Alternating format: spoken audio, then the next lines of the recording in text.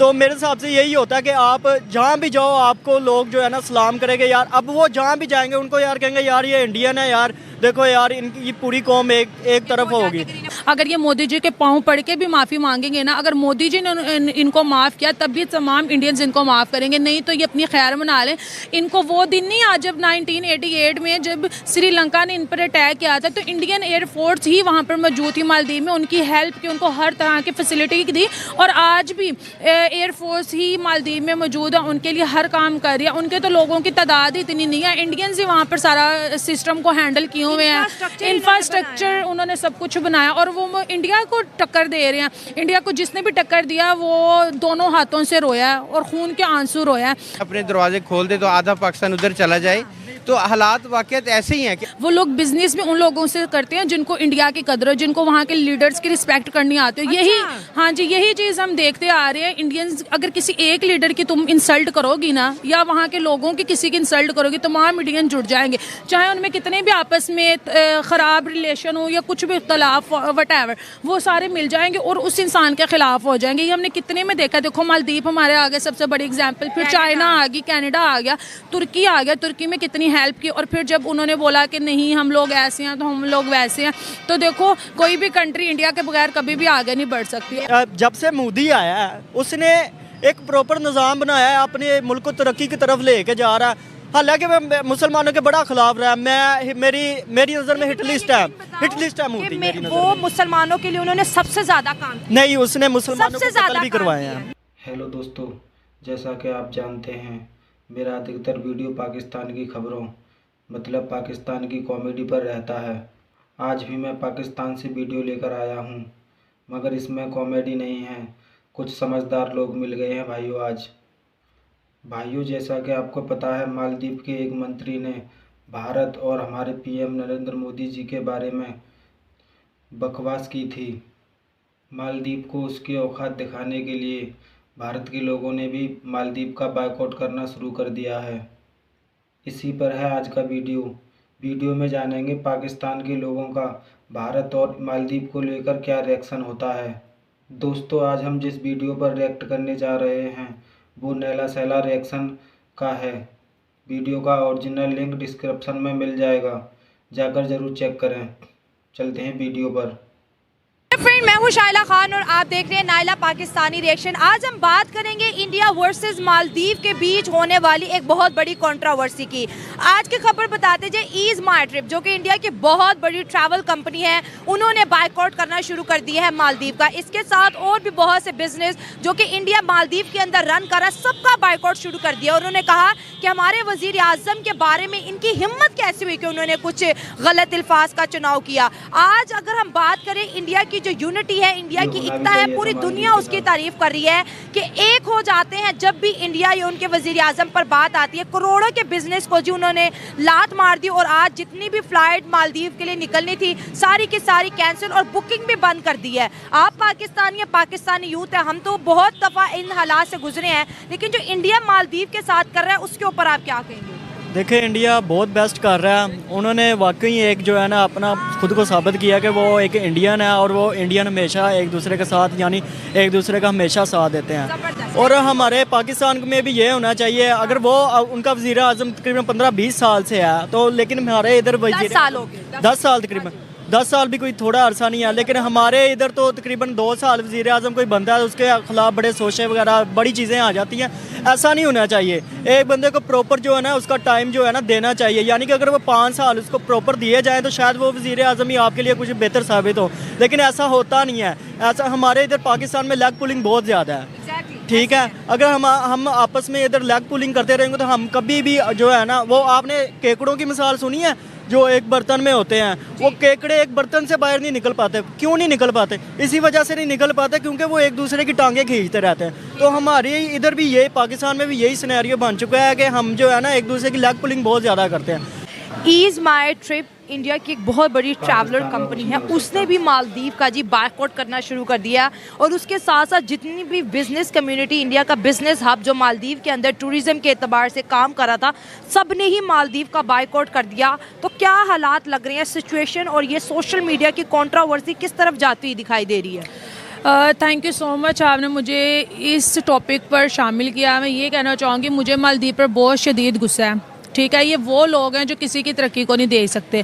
अगर मैं prime minister Modi की बात करूं, जिस तरह से वो लक्षद्वीप में गए और जो उन्होंने इंडिया का एक हिस्सा हमें दिखाया है, वो आज से पहले गुमनाम था। मैं नहीं जानती थी, कोई भी नहीं जानता। इवन कि कितने इंडियंस नहीं जानते थे कि भारत में एक ऐसी जगह भी मौजूद है जो मालदीव से कई गुना ज़्यादा खूबसूरत है। और वो तस्वीर देखती जैसे ही वो मोदी जी की कम्युनिटी पे वायरल हुई और मालदीव को पता नहीं क्या सिस्टम हुआ, वो इस तरह से वो जले, वो डर गए। उनको लगा कि अब तो जो लोग यहाँ पर घूमने फिरने आते हैं वो तो अब जाएंगे, लक्षद्वीप जाएंगे, क्योंकि जिस तरह से मोदी जी की तस्वीरों में वो नज़ारा आया, वो व्यू आया। अगर मैं वहाँ पे होती, मैं कल ही वहाँ पे चले जाती। लोग आ रहे हैं और फिर अगर मालदीव की बात करें, जिस तरह से उन्होंने मोदी जी का मजाक उड़ाया, मैं बोलूँगी कि उन्होंने उस लीडर का मजाक उड़ाया है जो इंटरनेशनल लेवल पर लोगों के हीरो हैं। मैं पाकिस्तानी, मैं खुद उनकी बहुत बड़ी फ़ैन हूँ और आज एक मैं फ़ैन होने की हैसियत से अपना इंटरव्यू दे रही हूँ। अगर मोदी जी की बात कर लो यार, उन्होंने कभी भी किसी भी कंट्री के बारे में उन्होंने कभी किसी पीएम के बारे में कुछ बुरा बोला, ना कभी उन्होंने किसी लीडर के बारे में बोला, ना उन्होंने कभी किसी अवाम के बारे में बोला। हम लोग कहते हैं कि इंडिया हमारा दुश्मन है, हम ये कर लेंगे, वो कर लेंगे। अगर हम मोदी जी की स्पीच को याद करें, उन्होंने बोला था कि पाकिस्तानियों आओ हम गुर्बत की जंग लड़ते हैं, ऑफर की थी। हाँ, आओ हम एजुकेशन की लड़ाई लड़ते हैं, हम मिलकर एक दूसरे को उस लेवल पर लेकर जाएंगे, लोग हमें देखेंगे। और मुझे अफसोस है कि हमने एक ऐसे हमसाये को खो दिया जो हमसे बहुत ज़्यादा इंटेलिजेंट था, जो आईटी में सबसे बेस्ट है, वो जो एजुकेशन में सबसे बेस्ट है। हमने एक ऐसे हमसाये को खो दिया जिसको चाह के भी हम अपनी तरफ कर नहीं सकते। सही बात है। और नेशनलिज्म की अगर बात करें तो देखिए इंडियंस कितने ज़्यादा नेशनलिस्ट हैं, अपने वज़ीर आज़म के पीछे वो खड़े हैं। और इसके साथ साथ जिस तरह वो डोमेस्टिक टूरिज़्म को बॉलीवुड भी सपोर्ट कर रहे हैं और रैलियां निकाली जा रही हैं, सोशल मीडिया पे जॉइंट कॉल्स की जा रही है कि हमने जो है अब अपने मुल्क के अंदर डोमेस्टिक टूरिज्म को प्रमोट करना है। लेकिन मालदीव जिस तरह से नीचे गिर रहा है और माफिया मांग रहा है कि अब हमें माफ़ कर दो, बेड़ा गर्क कर लिया उन्होंने। मैं बोलूँगी इस इंडिया के साथ साथ पाकिस्तानियों को भी बाइकआउट करना चाहिए, ठीक है, मालदीव का, क्योंकि उन्होंने कोई अच्छा काम नहीं किया। अगर ये मोदी जी के पाँव पड़ के भी माफ़ी मांगेंगे ना, अगर मोदी जी ने इनको माफ़ किया तब भी तमाम इंडियंस इनको माफ़ करेंगे, नहीं तो ये अपनी खैर मना लें। इनको वो दिन नहीं आज जब 1988 में जब श्रीलंका ने इन पर अटैक किया था, तो इंडियन एयरफोर्स ही वहाँ पर मौजूद थी मालदीव में, उनकी हेल्प की, उनको हर तरह की फैसिलिटी दी। और आज भी एयरफोर्स ही मालदीव में मौजूद है, उनके लिए हर काम कर रही है। उनके तो लोगों की तादाद इतनी नहीं है, इंडियंस ही वहाँ पर सारा सिस्टम को हैंडल किए हुए हैं, इंफ्रास्ट्रक्चर उन्होंने सब कुछ बनाया और वो इंडिया को टक्कर दे रहे हैं। इंडिया को जिसने भी टक्कर दिया वो दोनों हाथों से रोया है और खून के आंसू रोया है। अगर चाइना की बात कर लें, चाइना भी बड़ा हवाओं में उड़ा था, जिस तरह से इंडियन लोगों ने उनका बाइकआउट किया। देखो चाइना कभी कहाँ पे जा रहा है और कभी कहाँ पे जा रहा है, कमज़ोर होता जा रहा है। हम अपनी बात कर ले, हमने भी इंडिया को अपना दुश्मन माना, हम नहीं दोस्ती करते, ये नहीं करते, वो नहीं करते, वो भगवानों की पूजा करते हैं और हम अल्लाह को मानते हैं। तो ये तमाम चीज़ें जहाँ पर आ जाती हैं वो कंट्री कभी भी तरक्की नहीं करती। तो हमें फैक्ट्स पर बात करनी चाहिए। अगर हम यूनिटी की बात कर लें तो जिस तरह से अब इंडिया के लोगों में मैंने जो यूनिटी देखी है ना, मोदी जी की जिस तरह से वो स्पोर्ट में बाइकआउट कर रहे हैं, इवन के वहाँ के यूथ मोदी जी की बड़ी फ़ैन है, पूरी यूथ ने बाइकआउट कर दिया है। वहाँ के स्टूडेंट्स वापस आ गए हैं कि हमें ऐसे एजुकेशन नहीं चाहिए, हम अपने भारत में पढ़ लेंगे, हम अपने घूमने फिरने जा रहे थे, उन्होंने भी टिकट यार अपने ट्रिप कौन मैंने एक चीज़ पढ़ी थी, मालदीव में सबसे ज़्यादा इंडियंस विजिट करते हैं, ठीक है, वहाँ पर इंडियन स्टूडेंट बहुत ज़्यादा हैं, वही वहाँ पर ज़्यादातर लोगों को वहाँ पर वो जॉब्स करते हैं, वहाँ की इकोनॉमी को उन्होंने स्टेबल किया हुआ है। जब वो लोग वापस आ जाएंगे उनकी GDP तो बिल्कुल जीरो लेवल पर चलेगी। इसलिए तो वो मिन्नतें तरले कर रहे हैं कि प्लीज़ मान जाए। अब उनके जो मिनिस्टर का ग्रुप है 3 को तो उन्होंने निकाल दिया, अब एक ग्रुप मिलके भारत में आएगा, उनकी मिन्नतें करेगा कि प्लीज़ हमसे गलती हो गया। और ये जो इन्होंने बोला है ये किसी एक के कहने पे नहीं बोला, ये पूरा ग्रुप होता है। जब हम लोग ट्वीट करते हैं, हम लोगों की ट्वीट की इतनी वैल्यू नहीं होती। जब एक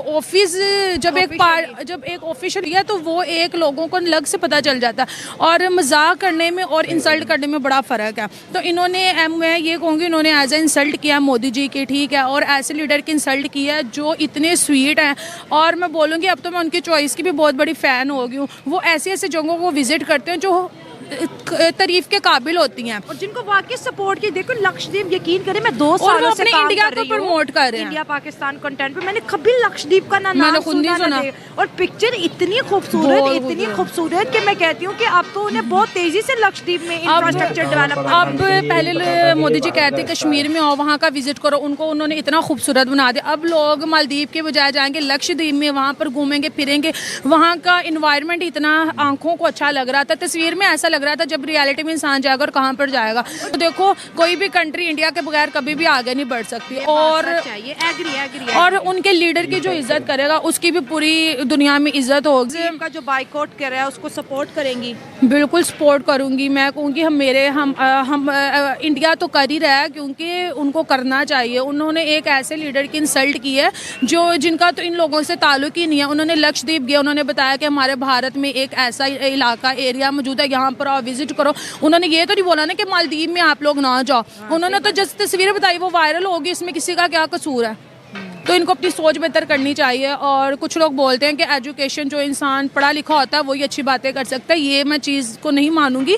मालदीव में कितने ये जो मिनिस्टर होते हैं ये अच्छे खासे पढ़े लिखे होते हैं, उनकी सोच ही अच्छी नहीं है, तो इतनी एजुकेशन का क्या फ़ायदा? उन कुर्सियों पर बैठने का क्या फ़ायदा? अपनी इंसल्ट करवा के रख दिया, माफिया मांग रहे हैं। इंसान वो बात ही ना करे जिसके लिए उसे पछताना पड़े।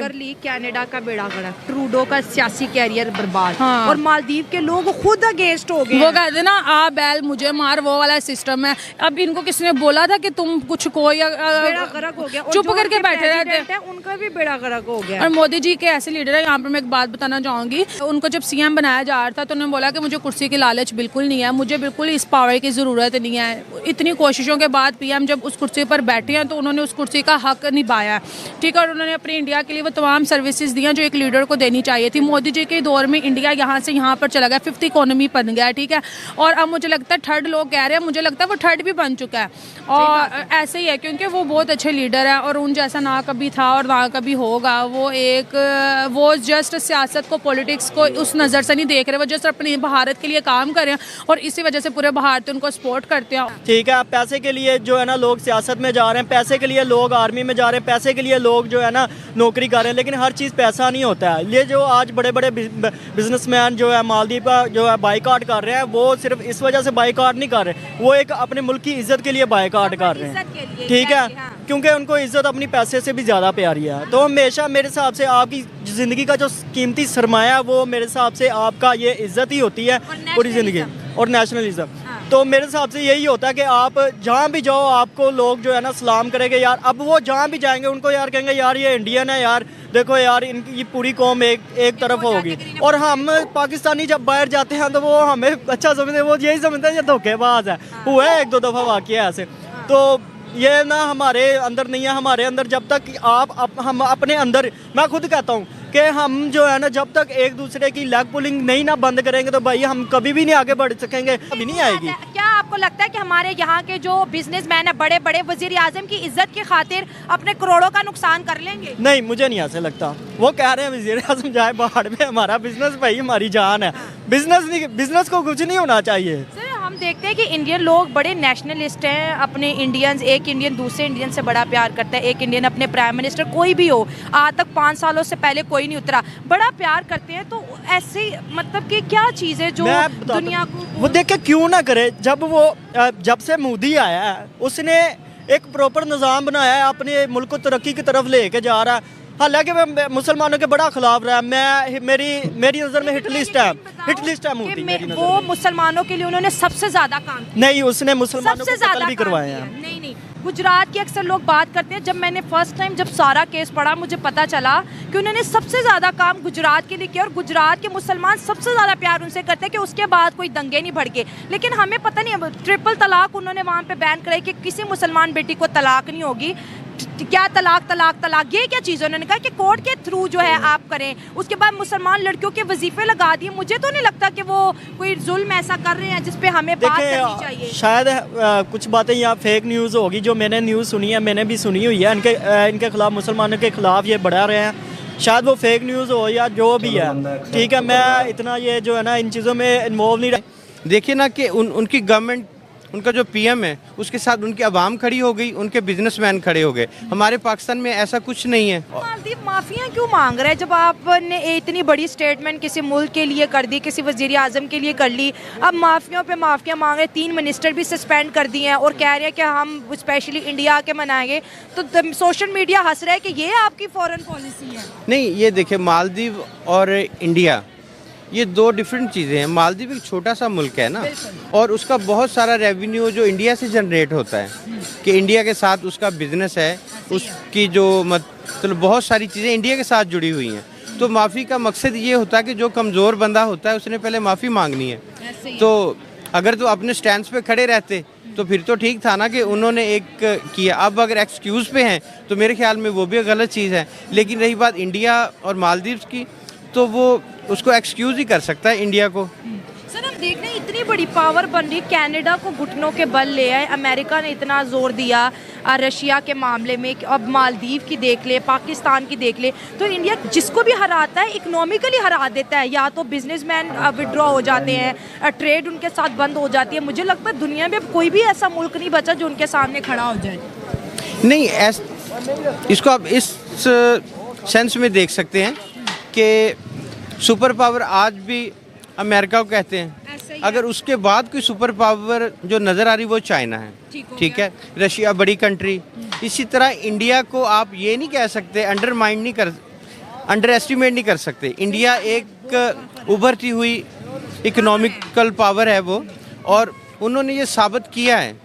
अभी पिछले दिनों एक कैंपेन चल रही थी, वो मूवी थी गदर शायद, उसमें कहते सनी देओल का डायलॉग था कि अगर इंडिया अपने दरवाजे खोल दे तो आधा पाकिस्तान उधर चला जाए। तो हालात वाकई ऐसे ही हैं कि अगर वाकई इंडिया वीज़ा इशू कर दे, ठीक है, तो बहुत सारे लोग ऐसे हैं कि जो इंडिया में जाना पसंद करेंगे। तो मैं जाऊंगी। हाँ जी, हाँ जी। हम तो भाई घूमने की नीयत से जाएंगे ना कि टूरिज्म वहाँ की अच्छी है, लेकिन खैर हमसाए तो हम हैं, लेकिन दोस्ती कोई नहीं है। नहीं, दोस्ती है, अवाम की दोस्ती है। सिर्फ ऊपर जो गवर्नमेंट के कुछ लोग बैठे हैं, कुछ ईस्ट इंडिया कंपनी की जो वाकियात हैं वो बैठी हैं, वो दोस्ती नहीं होने देती। दोस्ती तो है। देखा दोस्तों, आज कुछ समझदार कॉमेडियन देखने को मिले। जैसा कि इस पाकिस्तानी सिस्टर ने बोला, श्रीलंका ने जब मालदीव पर अटैक किया था तो इंडिया ने ही उनकी हेल्प की थी, ये सच है। और उसने एक बात और सच बोली, इंडिया से जिसने भी पंगा लिया है वो खून के आंसू रोया है। और ये बात भी सच है, इंडिया के बिना कोई भी कंट्री सरवाइव नहीं कर सकती और ना ही चल सकती है। इस बात को पाकिस्तान से ज़्यादा और कौन समझ सकता है। और दोस्तों, सबसे अच्छी बात मुझे गदर मूवी वाले डायलॉग की लगी। पाकिस्तान वाले भी मानते हैं अगर भारत और इंडिया का बॉर्डर खोल दिया जाए तो आधे से ज़्यादा पाकिस्तान भारत चला जाएगा।